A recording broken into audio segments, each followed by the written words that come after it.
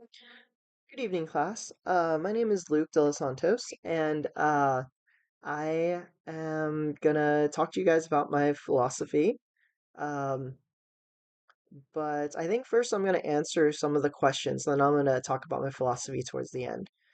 So what developmentally appropriate practice, what it is it's meeting the children where they're at and at the right age and applying the right techniques to that. Um, and it's kind of like how you wouldn't expect an infant to uh, to read a very complicated book. You would start with the infants by just introducing small books with them with words that you can enunciate with them and short words. And it would be just, creating the just that first relationship with them. So focusing on more of eye contact. You can totally introduce language, but kind of that's what it means. It's applying the right technique to the right age. But for me, you can go like a one step further, and where say you have a bunch of kids in a classroom, you actually apply it to their individual needs. So you say, you have a bunch of toddlers, and maybe one toddler is already figuring out how to use a three-point grasp, but a lot of the other toddlers are still grasping like this and drawing like this. Um, what you would do then is you see how some of these older toddlers are using their three-finger grasp. You would maybe make an activity that, yes, is drawing, but you also provide the opportunity for these older toddlers to practice their three-finger grasp and not have them do this the whole time if they're already able to do that. So for me, that's kind of what developmentally appropriate practice means. It's applying it to that extra step and individualizing each activity or at least having a plan set in place for each activity to be individualized for each child in your room. Um, and as far as the H's and stages go, I kind of touched on it a little bit in this next question about how we support children in small groups with varied abilities. But first, the ages and stages are just developmental milestones that vary from child to child, but are typically observed in specific ages. So we can use that as a guide and we can help children reach typical learning goals and then even become more specific individualized goals. Um, I kind of touched on it even with just the two different grasps for some, toddlers is some will draw like this and some might already be ready and using like a three-finger grasp.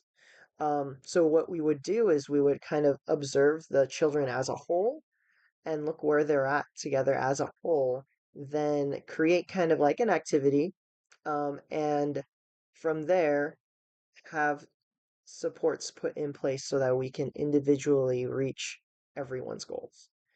And that way we can actually help them because, of course, in every class there's going to be a differing, varied amounts of abilities. And our job as, child development professionals and caregivers is to meet them where they're at and to help them individually. Then there's the three strategies that I've found to be effective in fostering attachment with children in care. I have it kind of simple, but one of the first ones is just to be present, to be physically and mentally present. And consistency is a very important factor in creating attachment. Even infants can tell if you're present in the room or if you're not. Just for example, at my work, I know I can think already of just if I think of someone who is like always present, there's one teacher that comes to mind, and all the infants in that room just kind of gravitate to her. And they can tell. It's not to say that the other teachers in the room aren't, it's that she's the one that's if they cry, she acknowledges them. She says, "Oh, just a second, I'll be right there." If they're crying, "Oh, you seem so upset. I'm gonna be right there. I'm gonna come help you." Or even just doing, their daily routines. She's talking to them, she's present, she's even asking them, questions, even though she knows they can't answer, but just already introducing all of that language and all of that stuff. So even infants can tell when we're present. Then the second thing it's kind of for maybe some that it's for basically all age groups is just spending some downtime with the children. Sometimes we can just get wrapped up in the schedules of our room and all these activities we need to get done, But pausing and just spending time playing with a child can really just build that relationship because they might get into they might know the schedule, they know the routine too, especially some of the older toddlers. When they realize you're just stopping and you're just like, oh, hey, let's just go play together. That can help build that secure relationship that they need. Then number three for me, one of the biggest thing is just love. Love can really just change a child's life. And sometimes love isn't, it's not just like letting them do whatever they want to do. Sometimes it's caring enough to create boundaries to ensure that they are safe. Of course, love is always being kind, caring, warm, but it's more than that. So like just for example, like one of the ways that I kind of show the kids just some love and try to relate with them is just being kind of real with them. So I remember there was an older toddler who would he'd have a hard time every now and then towards the middle of the day, and he would start crying and say, "Oh, I miss mom," or "I miss dad." And so one of the times I just sat with him and I said, "You know what? I miss my family too." And I told him, I know what it's like. I told him how my family is waiting for me and my kids miss me too. And I told him I know it's hard to be away from them. And then we'll just kind of sit there and kind of be sad. I'll ask him, like, do you want to be sad together for a little bit? And we'll just sit and be sad. And that's okay to let them know that, yeah, I care enough, I love you enough that I'm willing to just sit here and sit and feel this emotion with you. Then after a while, I'll ask them, okay, how do you feel now? Are you ready to go play? And typically after a while, yeah, they're ready. And then we'll just go play.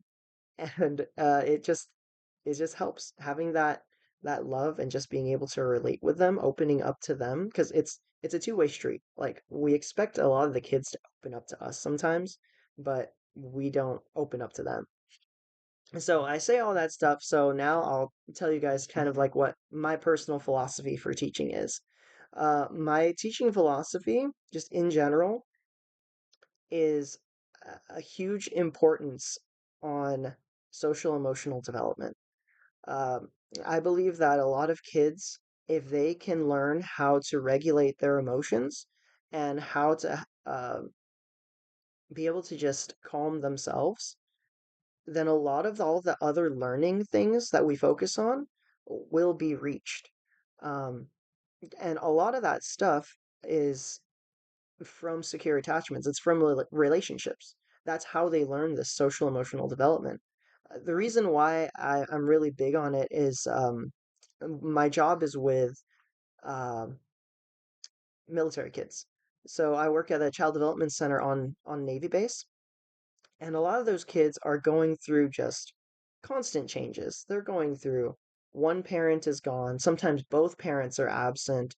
They're moving around all the time and it's hard. There's not a lot of consistency. They might end up in a child care center for a while and have a very good attachment to those teachers, and then they'll get uprooted and moved somewhere else, just depending on the job of their parents. And it's not really like they signed up for it, their parents did, but the kids are just kind of along for the ride.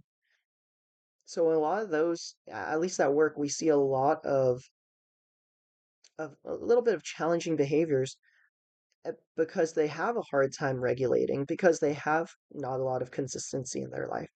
So, my huge focus, my whole philosophy is that we focus on that because if they can learn how to do that, if they get a bad grade on their test in the future, they'll know how to cope with that. They'll know, okay, take a deep breath.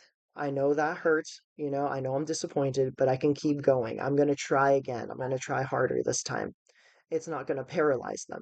And I feel like that's what happens with a lot of these military kids is they have so much change happening in their life that sometimes they are not able to build that resiliency. And that social emotional part, that social emotional development is key to resiliency. Um, and that's basically my teaching philosophy. Hopefully you guys enjoyed it. I do have a small surprise. My kids wanted to say hi to you guys real fast. Grayson, Ellie, come on, you guys. You guys want to say hi? This is Ellie. I think my son fell. Oh. Oh no. And then this is my son, Grayson. Pick it up. Oh. And this is Grayson.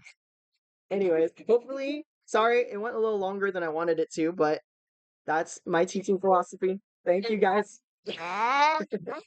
Did you want to come in here to? Oh no. Okay, sorry. My wife is pregnant, but all right, calm down, Gray. Bye, you guys. Thank you.